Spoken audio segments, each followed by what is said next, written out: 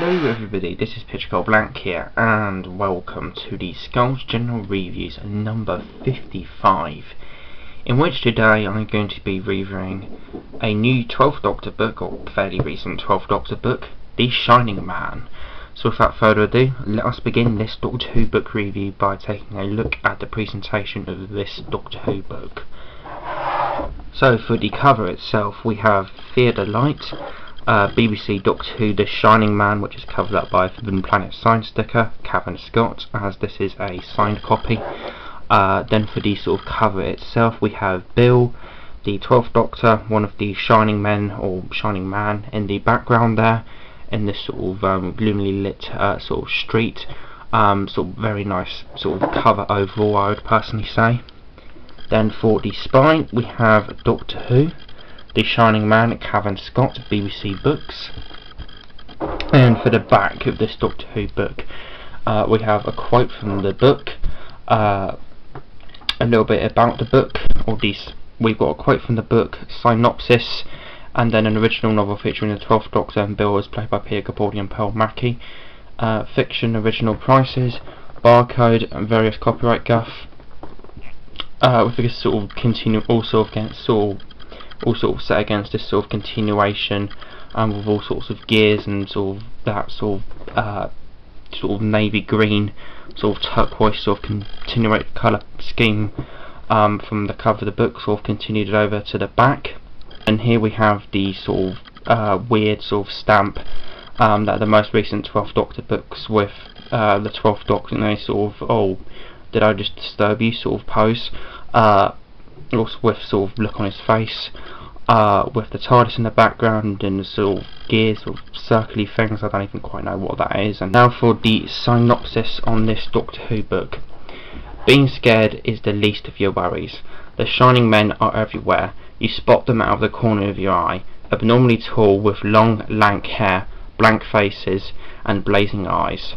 If they catch you, they'll drag you away to who knows where. No one is safe. They're on every street corner, waiting, watching, shining bright.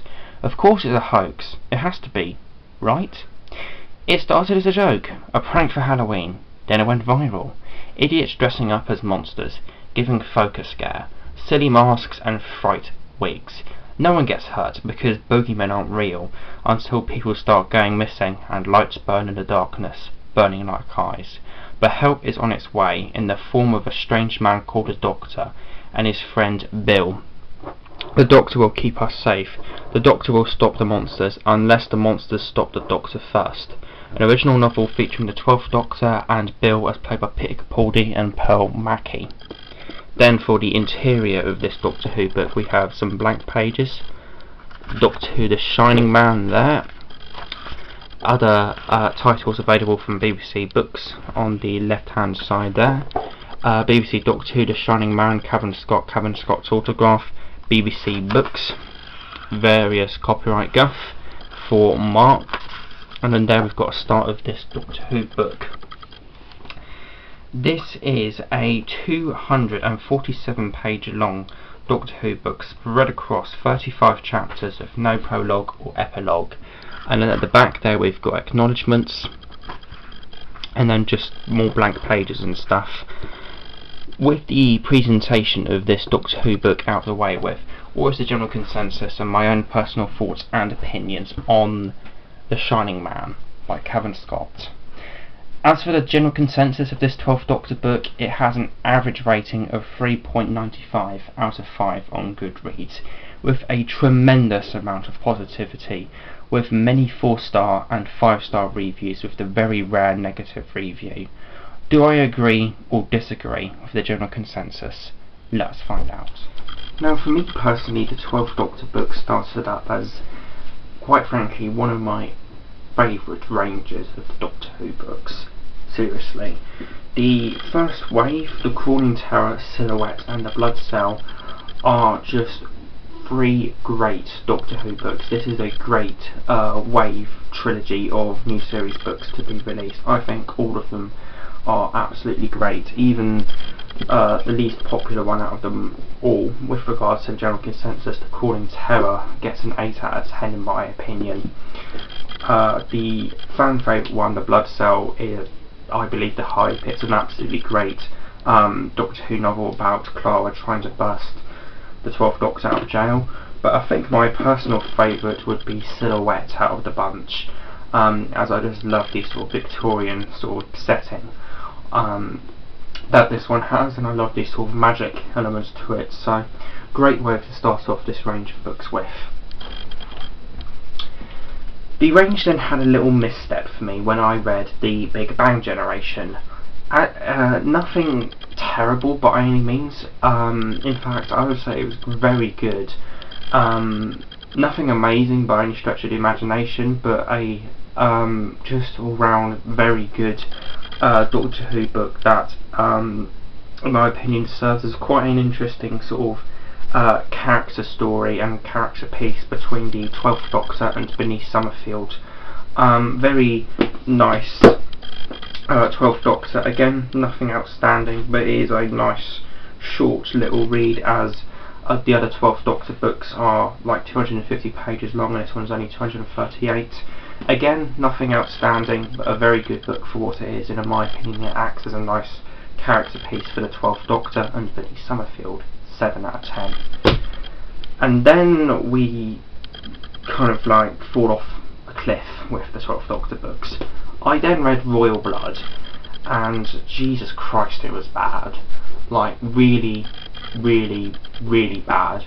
Just bogged down in dull historical politics with just that's all it is really, just dull, boring historical politics. That's all I can remember about it. That's the main drive of the story. It's just dull, dull, dull politics, and it's a miracle that I actually finished reading this. It's one of the worst Doctor Who books I've ever read. 3 out of 10. Back earlier in 2017, I then read this, Deep Time, and I was actually going to review the entire Glamour Chronicles, as they're called, or Wave 2 of the Peter Capaldi books, all in one video to celebrate Wave 3 coming out. But that didn't end up happening, as I really didn't want to reread Royal Blood for that, or Big Bang. Well, I wanted to reread Big Bang Generation for that, but I didn't really want to reread Royal Blood for that, so that never happened, unfortunately. But yes, back then when that was still happening, I did read Deep Time for that sort of all-in-one review that I was going to do. That never happened, and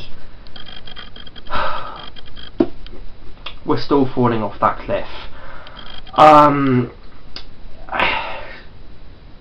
This was infuriatingly disappointing. Trevor Baxendale wrote one of my all-time favourite Doctor Who books, Prisoner of the Daleks. So I had high expectations for this Doctor Who book of being great, and it started out as being a very good Doctor Who book, but then the cookie crumbled and it was just awful, awful. Not a good Doctor Who book once again, and it gets a 3 out of 10 from me. So this being my newest 12th Doctor read, like I want to say a few months, maybe around half a year after Deep Time, was this a sort of return to form of the 12th Doctor books? Is it another 7 or an 8 out of 10? Or did it form an unholy trinity of absolutely shit Doctor Who 12th Doctor books? It unfortunately formed the latter. I will give credit where credit is due, and say that this book did start pretty good, on the path of a 7 or another somewhat long-awaited 8. The premise of this book is actually pretty good, with the 12th Doctor and Bill landing in a town rife with the phenomenon of the Shining Men, mysterious creatures that are basically Slenderman crossed with the teacher puppet from the tours of the album The Wall. Many people think it's a hoax, with even some dressing up as them in shop-sold costumes to scare others, and with others trying to prove that they exist by investigating the woods where they appear most frequently.